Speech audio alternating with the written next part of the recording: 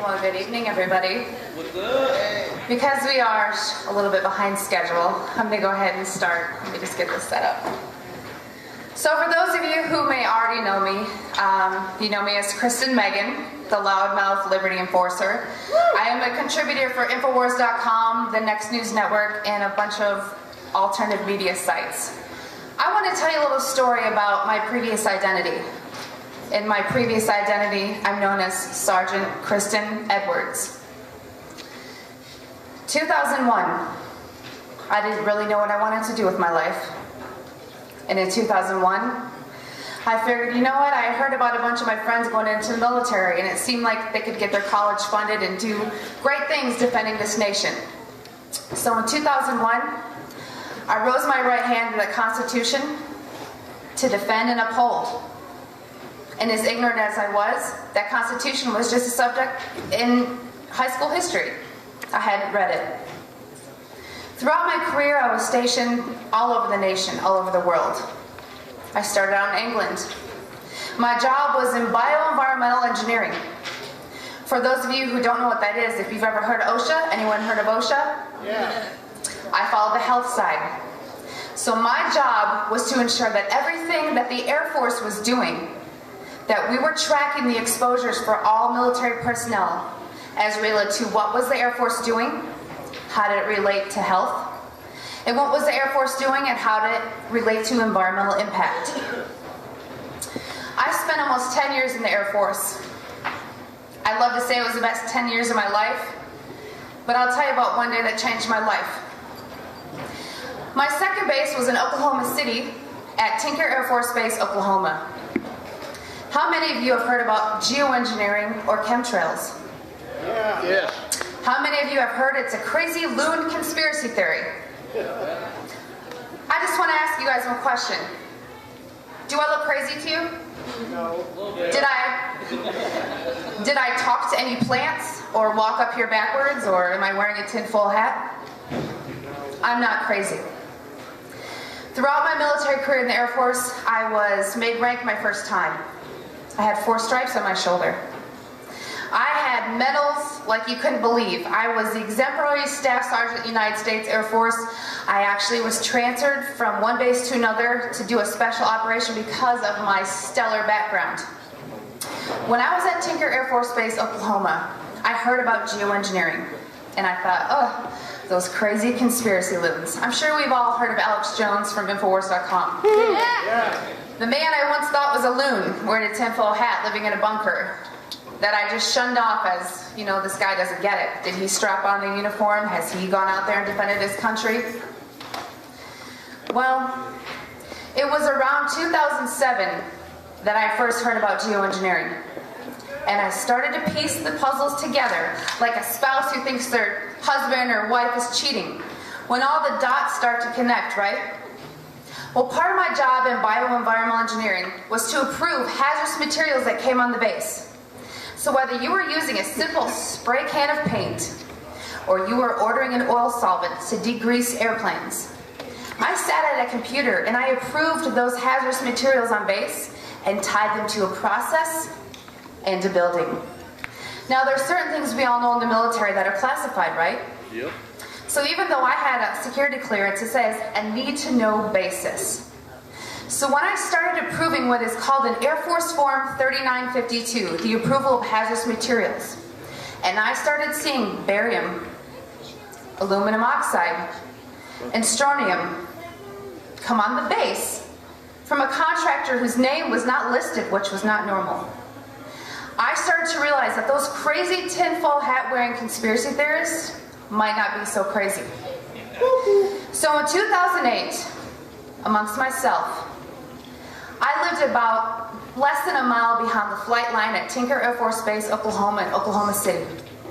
And due to my background as an industrial hygienist and an environmental specialist, I conducted soil grid sampling and rain sampling. Those of you who may not be too privy to chemistry, you know that there's natural elements occurring in Earth. Aluminum is one of them. However, barium, radioactive, and strontium are not. So I conducted those samples and saw limits in my community that would make your head spin. And I started to realize that those peers within my professional community that were trying to wake those of us in the military up were right. So right when I decided, I was on the fence, should I re-enlist? I was pregnant, just so you know, with my now 9-year-old daughter, Nuggie. You'll see her walking around. And I thought, wow, this is my livelihood. Do I question this? Or do I re-enlist and move forward? Amongst my ignorance, I moved forward, and I re-enlisted again. I raised my right hand to the Constitution, which I had not read all the way through. So after Oklahoma City, Oklahoma, I got transferred to 90 miles south of here, Warner Robins Air Force Base. Anyone know where that is? Yeah, it's like the big hub here in Georgia to fund the military. There's a lot of civilians that work there. It's 85% civilianized, 15% military. While I was at Warner Robins Air Force Base, let me remind you, I mentioned earlier that I got transferred from one base to another due to my professional background. Because I was such a stellar NCO in the Air Force, they transferred me from one depot maintenance base to the other one in the Air Force, Warner Robins. While at Warner Robins Air Force Base, I thought I was defending my country on a home front, making sure that all those people that went out there, front line, were safe and protected from carcinogens, radiation, inhalation, drinking water, noise, all of it. My job was to protect them so they could be all they can be. In 2009, late 2009, I stumbled upon something that changed my life. I ran across an operation at Warner Robins Air Force Base, which was exposing thousands of civilians to carcinogens. Those of you that are familiar with OSHA, in general industry and construction industry, for different constituents known as hazardous materials, OSHA sets levels for which certain employees can be exposed to. Well, what if I told you that these employees were exposed 100 times over that occupational exposure limit? That should probably scare you. That's an acute and an immediate hazard to carcinogens. People were getting sick. People were getting cancer. People had sores in their mouth from something called strontium chromate or chrome-6, a carcinogenic metal used in military operations. So after what I saw at Tinker Air Force Base, Oklahoma, and then what I saw at Warner Robins Air Force Base, Georgia, everything that I knew, everything that I thought I knew, this great nation, we are heroes. I had 4 stripes on my arm and 11 medals and ribbons on my chest. I thought I was protecting my homeland. When I brought to my commander to his attention that there were people exposed to these hazardous pollutants and people were getting sick, I'll give you the synopsis of the story. I took these air samples, I took the swipe samples. These people were actually dumb and ignorant enough to threaten me in writing. My threat was, mind you, I had a perfect history. Not one article of paperwork, not one Article 15, not one negative aspect on my record. I was the poster child for what an Air Force NCO should be. I was told that if I told the employees, which is required by law, that they were exposed to these materials, that my commander had the authority to lock me up in a mental institution for up to 120 days without being questioned. At the time, my daughter was 5 years old. I was told, who will take care of your daughter, because I was divorced. I was threatened to be locked up in a mental ward for trying to do my job. I was threatened to have my one child who I love with all my life taken away from me because I tried to do the one thing I was trained to do, protect the workforce. So folks, let me tell you, 2001 is when I entered the military. 4 stripes on my arm, 11 medals and awards on my chest. But it only took one day to change my life. And that day was October 27, 2010, when I left the United States Air Force at almost 10 years, halfway to retirement. I would have been scot-free. I left as a whistleblower of the United States Air Force. I had my life threatened. I was followed. My phones were tapped. I had journalists at my front door. I had no job. I left the United States Air Force honorably as a whistleblower. It is because of what happened to me in the Air Force an avenue in which I thought I was a hero, an American hero, as we all think those in uniform are. When I realized that we are not honest and that the core values that the United States Air Force taught me were completely just talking points, it made me sick to my stomach. After leaving the U.S. Air Force, I worked for the Department of Veterans Affairs, which I figured I would be blacklisted and would never get a job with the U.S. government. Why I worked for the U.S. government, I don't know at this point, but it was easy to get because I was a disabled veteran. Why I was at the Department of Veterans Affairs, thinking I could turn things around. You know what I witnessed? How many of you are veterans here? Right here. Several of you. Ted is. Let me tell you about a little program that the Department of Veterans Affairs has. When you come in with PTSD, depression, anxiety, drinking problem, substance problem, they put you on psychotropic drugs. They put you on psychotropic drugs in which they get kickback for and profit for from Big Pharma. And then when you get addicted, they put you in a program called DDTC. It's called Drug Demand Treatment Center. So once they get you on these drugs that they profited from, they then put you in a program that they get government grants from to put you in rehab. So those of you who are veterans, I would really rethink your care at the veterans facilities. And I know in saying that as a former employee, puts a big bullseye on my forehead. But frankly, I don't care. Because let me tell you the difference between 2001 and 2013. I read my Constitution, front and back. I read the Declaration of Independence.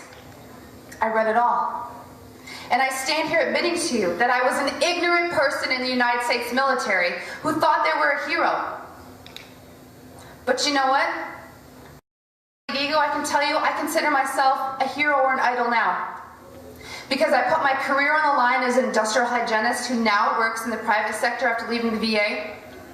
And as a contributor to Infowars.com, to the Next News Network, to different avenues which you can spread your message, I realized that instead of dwelling on all the negative that really changed my life, I am here to redeem myself. And I ask you that are veterans, or any of you that are civilian, what do you do in your careers? Do you work in the medical profession? Do you work in an airport? Where do you work? And what do you see? Because I guarantee you, if you step back and you connect those dots, you will see things that never made sense to you before. So as I fight the hatred and the disinformation trolls and those who try to ruin my reputation, for every negative thing I find about myself on the internet, excuse my French, but it pisses me off. And you know what? It makes me pull out some more documents that I took before I left the United States Air Force. And I save them, and I publish them, and I send them to my family members throughout the country. And I have friends tell me, be careful. You know what I tell them? Be careful what? I was in the United States military. They have my social security number and my address and my cell phone number. They can find me. So what I want to leave with you here today is to tell you, if you know someone who's in the military now, or you know a veteran, engage them. It's your due diligence. Whether you or not you agree with, quote, conspiracy websites like Infowars.com or Prison Planet, or whether you believe in geoengineering or chemtrails, please believe me because I saw it firsthand, okay? This is not what I want to be known for. It's a huge target on my back. I ask you to ask those veterans in your family or those friends and ask them to rise up, as Robbie Wells says. Do your part. Defend your nation. Join Oath Keepers. Get in touch with all the alternative media outlets. Support the acts and musicians. You guys, it all matters. I have people tell me, why do you do what you do? There's nothing we can do about it. I know the TSA is unconstitutional, but what can we do about it? Well, let me tell you, I've done things about it, okay? I've shot documentaries. I've done TV shows. I have things in the works I can't even mention so that they don't get edited before they air. You can do something about it. So just remember these numbers. 2001, I thought I was doing good. 4 stripes on my arm, 11 medals on my chest. One day to change my life. What day will be yours? Because trust me, it will come. It will directly affect you, and you will remember this. So please, rise up, do your due diligence, do your own investigations, and support your military by educating them. Thank you.